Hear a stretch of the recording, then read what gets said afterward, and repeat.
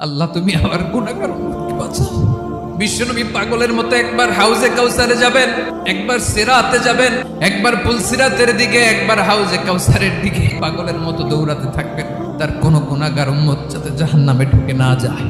কিয়ামতের ময়দানে ওই বিভীষিকাময় সময়ে মুসিবতের কালে মানুষগুলো পাগল হয়ে বিশ্বনবীকে খুঁজতে আরম্ভ করবে। সবাই মিলে বিশ্বনবীর কাছে যেয়ে বলবে, ইয়া রাহমাতাল লিল আলামিন, দেখেন আমাদের কি অবস্থা, সূর্যের আলোতে ঘেমে হয়রান, আজকে কেউ সুপারিশ করতে পারবে না। সব নবীরা অপারগতা স্বীকার করেছে, তারা বলেছে আপনি ছাড়া কেউ নাকি আল্লাহর সামনে দাঁড়াতে পারবেন না, আপনি একটু সুপারিশ করেন। বিশ্বনবী বলবেন, আসো আসো, আজকের দিনে আমি ছাড়া আল্লাহর সামনে কেউ দাঁড়াতে পারবে না।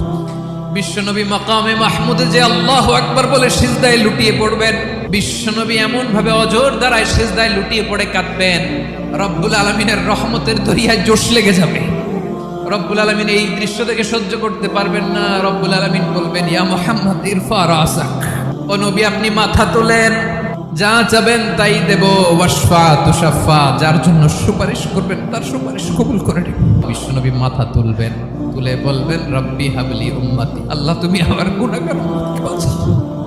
এই দুনিয়ার বুকে রব্বুল আলামিন সব নবীকে একটা করে দাওয়া মুস্তাজাবা দিয়েছেন, মানে যে দোয়া করলে কবুল হয়ে যায় সাথে সাথেই, দাও বিহা, দুনিয়ার সব নবীরা ওই দোয়াটা দুনিয়ায় করে ফেলেছে।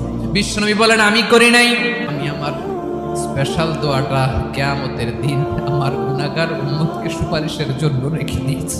আমার যে উম্মতের হৃদয়ে যাররা পরিমাণ ঈমান আছে, আমার একটা উম্মতকেও তুমি জাহান্নামে ঢোকাতে পারবা না।